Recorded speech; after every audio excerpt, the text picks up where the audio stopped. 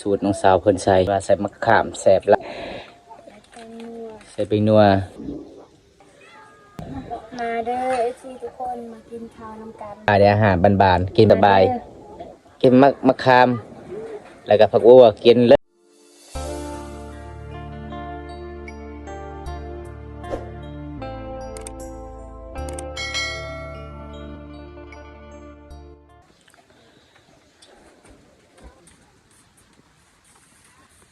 สบายดีสุกจะเห็ดยังนี่นะเห็ดกินโอ้ได้หั่นยังตะแกงมียังตะแกงนะโอ้เคยคิดว่าแกงอะล่องแกงลีน ทุกคนวันนี้มาเยี่ยมมายามสาวสุขคือเก่าเด้อทุกคนเพราะว่ามี FC ให้บอมตาไปเยี่ยมพยายามเบิ่งน้องสอนปากขยองเก่งก็เลย FC คนนึงบอกว่าอยากเบิ่งวิธีการเฮ็ดกินปากขยองยังลายว่าปากขยองเจ้าบ่ยังมีอยู่บ่อยู่ไสปากขยองเจ้าไปโอ้นี่บ่ปากขยองบ่โอ้อันนี้ก็คือแสดงว่าน้องกินบ่เบิดน้องก็เลยใส่อยู่ในกระตุกอ๋อเฮ็ดปลาแดกบ่นี่มาน้องอ๋อเฮ็ดปลาแดกเวลาเขาจะคั่วกินก็ได้ใส่กับกินส้มก็ได้โอ้ตำบักหุ่งก็ใส่ได้บ่ใส่ได้หมดเนาะ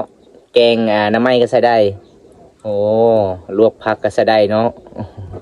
เฮ็ดแจ่วก็เฮ็ดได้เด้อทุกคนนี่ล่ะพี่น้องสาวสุขหาอยู่หากินปลาขยองเก่งได้หลายทุกคนปลาขยองคือเป็นเส้นน้อยๆเนาะเป็นเม็ดน้อยๆคือเส้นผมทุกคนมามื้อนี้น้องก็สิได้เฮ็ดกินดนแล้วบ่ได้ไปยังพยายามน้องถ่ายวิถีชีวิตน้องทุกคนปกติบำตาไปถ่ายก็คือหากินกับน้องปลาขยองก็เลยกลับมื้อนี้ก็อัปเดตวิถีชีวิตน้องเลยทุกคนบรรยากาศยามตอนเช้าๆได้อ๋อตะแกรงคือสิ้นงัวเนาะทางไทยเอิ้นว่าสิ้นวัวเด้อีพ่อแม่จะไปใส่มื้อนี้น้องคือบ่เห็นอยู่เฮือนอยู่ตารางอ๋อ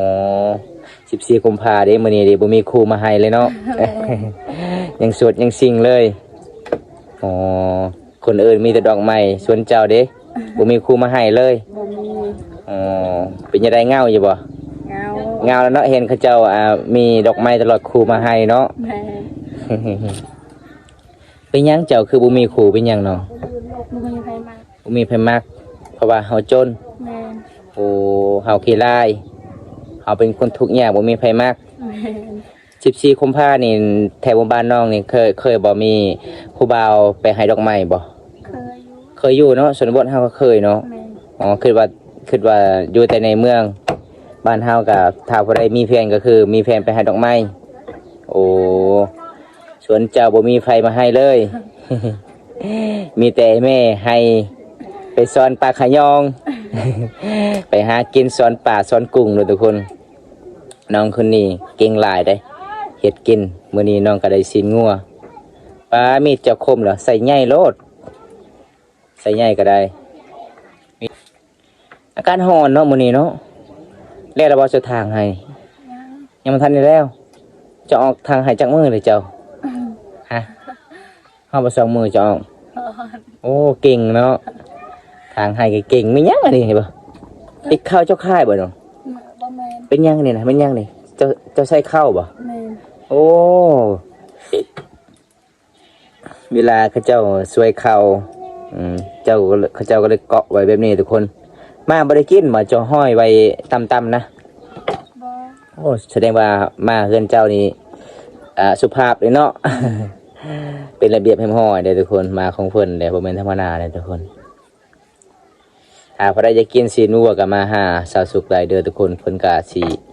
เฮ็ดกินให้อีกรอบหน้าบอมตากะสิท้าให้สาวสุขเฮ็ดกินปลาขยองเพราะว่ามี FC คนนึงหลายๆคนว่าจะเป็นทาง TikTok ทาง Facebook ทาง YouTube เขาเจ้าว่าบ่เคยกินจักเทื่อเลยปลาขยองให้เฮ็ดวิธีอยากเบิ่งวิธีเฮ็ดกินแบบใดแน่ก็เลยโอกาสหน้าเนาะเจ้าน้องสุกกะสิเฮ็ดกินให้ทุกคนมื้อนี้น้องก็ได้อาหารแซ่บน้องก็เลยเฮ็ดกินเส้นวัวก่อนเบิ่งปลาขยองของน้องพี่น้องเต็มกระตุกเลยพี่น้องเห็นบ่เต็มขวดน้องห้อยไว้อยู่ในเสาเฮือนนี่แหละวิถีชีวิตบ้านเฮาทุกคนถ้ากินบ่เบิดเฮาต้องเฮ็ดปลาแดกได้ปลาขยองก็คือเฮาเฮ็ดปลาแดกได้เฮากินลาบได้เฮามกได้เด้อทุกคนคั่วก็ได้เจ้าเฮ็ดกินนี่เก่งเลยเนาะเจ้าใส่หยังได้เจ้าเฮ็ดกินนะ ใส่ผักบัวโอ้สมมติว่าคันเจ้าเอาผู้บ่าวพังไทยนี่เจ้าเฮ็ดกินแบบนี้บ่ กินแบบนี้ อ๋อสมมติว่าผู้บ่าวพังไทยบ่ถึกใจเจ้าเฮ็ดกินแบบนี้เด้เขาเจ้าบ่มักเด้เขาเจ้า บ่มักกะไอ้ บ่มักเขาเจ้ากินเองกินผู้เดียวโอ้แสดงว่าผัวอดเขาเลยมัดมือมัดวัน ถ้าบ่เคยกินก็ต้องเฮียนเนาะถ้าผู้ใดมักสามมังกรต้องเฮียนสูตรสามมังกรเฮ็ดกินเด้อทุกคนสามมังกรนี่ขยันละลายทุกคนเลยได้พี่น้องนึ่งข้าวเป่าไฟฟ้าฟืนตักน้ำเกลือเป็ดเกลือไก่เกลือหมูบริการยังแรงหลังจากอาบน้ำอาบน้ำก็คือเวลาอาบน้ำนี่สาวลาวคือชนบทบอมตาสังเกตลองเบิ่งทุกคนบางคนก็ใส่หม้องบางคนก็ไปซ่อนปลาเนาะเอามุงซ่อนกุ้งซ่อนปลา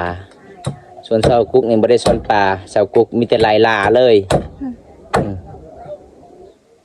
จะตึกแห่ก็ได้บ่เป็นนี่หรือบ่สุโอกาสหน้าเด้อไปสิพาเจ้าไปเอาปลาน้องกะพาของน้องบ่ได้ขมเดียวบำตากันสิปล่อยน้องก่อนมาเฮ็ดซอยเจ้าเรียบได้สิเฮ็ดบ่เป็นเบิ่งนี่สูตรซอยน้องคนก่อนมีดบ่คม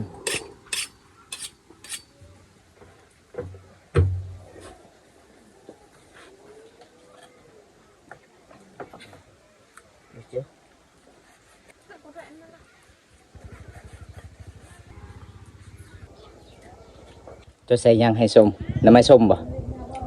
ใส่มะขาม มะขาม โอ้เอาเบิ่งสูตรน้องสาวเพิ่นใส่เพิ่นว่าใส่มะขามแสบลายนัว เอาผักบัวไป เอาผักบัวอีกเอาไปเบิ่งนำกันทุกคนพี่ใส่ในผักบัวข้างน้องปลูกไว้โอ้ผักบัวจะปลูกตามบ้านตามศาลเทือนเลยบ่เอาเขาเจ้าเล่นไปใส่สุกเขาเจ้าไปอาบน้ำบ่ไปเต้นมวนทุกคนนี่บ่เขาเจ้าไปอาบน้ำบรรยากาศย่ามตอนเที่ยงในหมู่บ้านนี้ก็เขาเจ้าอาบน้ำเซละนองทุกคนหมู่บ้านนี้บ่มีน้ำประปามีแต่น้ำเซละนองแล้วก็เขาเจ้าดำรงชีวิตสอนปลาขยองมีแต่เซละนองด้วยทุกคนเบิ่งเครื่องของน้องหญ้าคามันสิมุนสิเปื่อยเลยทุกคนเลยคันฮอดหน้าพุ่นนี่อยู่บ่ได้เฮือนของน้องทุกคนอยู่ทางพุ่นก็จะเป็นภูเขาที่เขาเจ้าเฮ็ดให้เฮ็ดสวนได้หมู่บ้านนี่ก็เป็นหมู่บ้านนอกที่สุดกับตัวเมืองเลยเนี่ยเบิ่งทางใดก็จะเป็นเฮือนสารบ้านซองเขาเจ้าบางคนก็มีเฮือนน้อยบางคนก็มีเฮือนใหญ่เขตชนบทส่วนหลายเขาเจ้าปลูกฝักอย่างต่างๆปลูกตามสารเฮือนฮอนหลายเนาะน้องเฮ็ดกินเองหาเองเฮ็ดกินเองทุกคนขยันหลายเลยน้องคนนี้ทุกคนบ่ผักบ่สบายจังน้อยให้มันสุกก่อนจะบ่มีจ้องบ่จะบ่มีจ้องบ่โจ้บอกคอยว่าบ่จ้องจะฮู้บ่จ้อง บุ้ง บ่ฮู้เลยจับยังอันนั้น บ่วง บ่วงโอ้ยพี่น้องเอ้ยตัวใหญ่กับบ่วงตัวน้อยเด้ ตัวน้อยก็บ่วง ตัวใหญ่คือจ้องเด้อมื้อหน้าชื่อไว้เด้อตัวน้อยคือบ่วงตัวไม้ตัวแหลมๆหั่นสองอันก็คือไม้ทู่เจ้าจะคิดได้ไม้โถเป็นนัว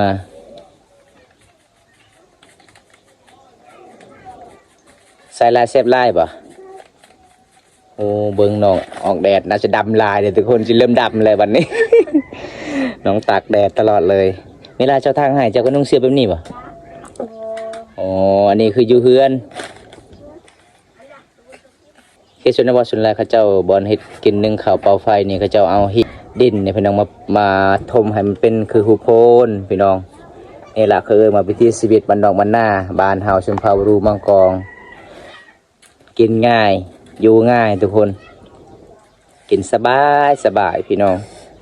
เขตชนบทในส่วนใหญ่เขาเจ้าเลี้ยงมาเลี้ยงแมวเลยทุกคนอยู่ตามเฮือนได้เห็นบ่อันนี้คือแมวของน้องสุกเลี้ยงไว้เวลากลางคืนนี่เพิ่นไล่นูเลยเนาะเคยอยู่บ่แม่ของเจ้าได้หนูอยู่ในป่าแล้วก็คือไปส่งให้เจ้าของเคยเนาะกินยอนเนาะโอ้แมวสาวสุกลาหนูก็คือไปส่งให้เฮากินโอ้สุดยอดทุกคนแมวเคชนบทนี่ได้หนูแล้วอยู่ในป่า เลยส่งให้เจ้าของเฮือนหรือว่าเจ้าภาพเฮือนให้กินพี่น้องเก่งลายเนาะแมวเนาะลายแมวเจ้าเอามาเฮือนนี่มีงูบ่มีงูก็มีบ่งูบ่ มี งูยังส่วนลายมันเอามา งูอะ งูเขียวโอ้ แอน ตายแล้วหรือว่ายัง ยัง ยัง โอ้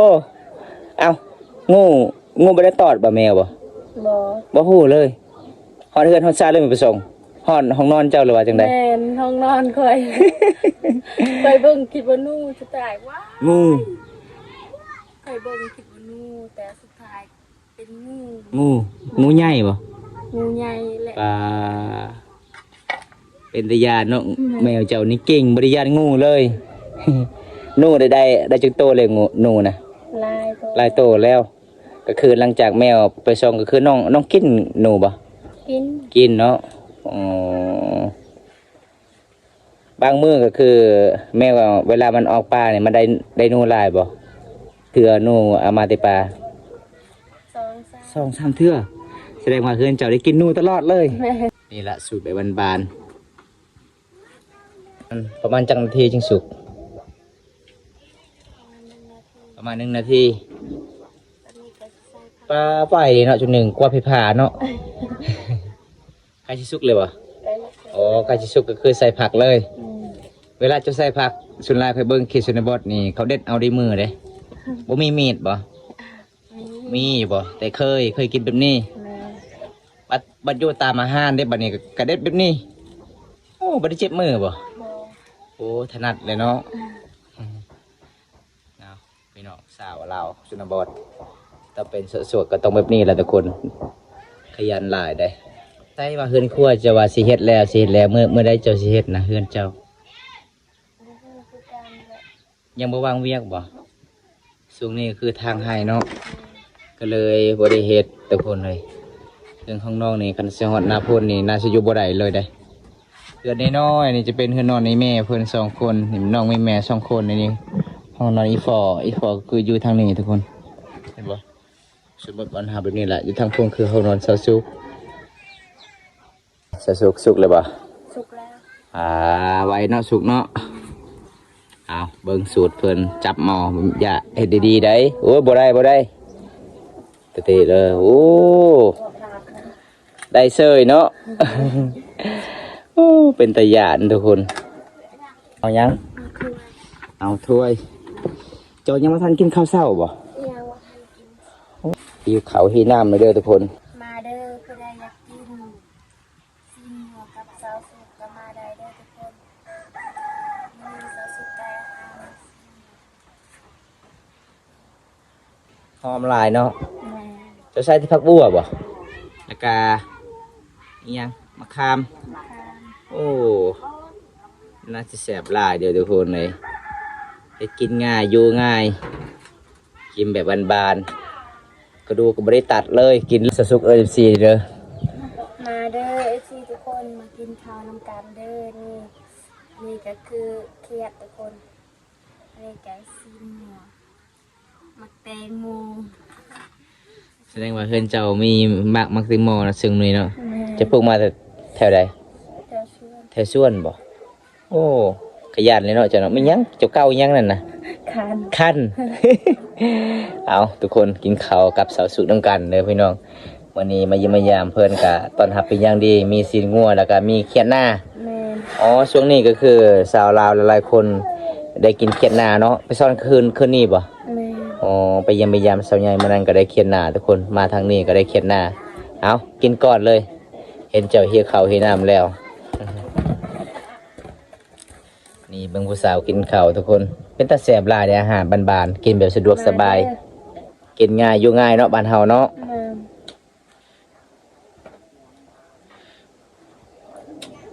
ขอยเบิ่งเจ้ากินนี่น่าสิแสบหลาย บ่ได้ใส่หมึกเล่นก็บ่ใส่แต่มะขาม แล้วก็ผักบัวกินเลยถ้าใครจะกินอาหารก็สุกมาได้เด้อทุกคนสาวลาวขยันหลายทุกคนเด้ใจดีและน่าฮัก เอาทุกคนคลิปนี้ก็จบสำนีก่อนคลิปหน้าพอกันไหมผู้ใดอยากเห็นสาวสุกเก่งกินปลากระยองก็ฝากกดไลค์ฝากกดติดตาม ตามสาวสุกเด้อ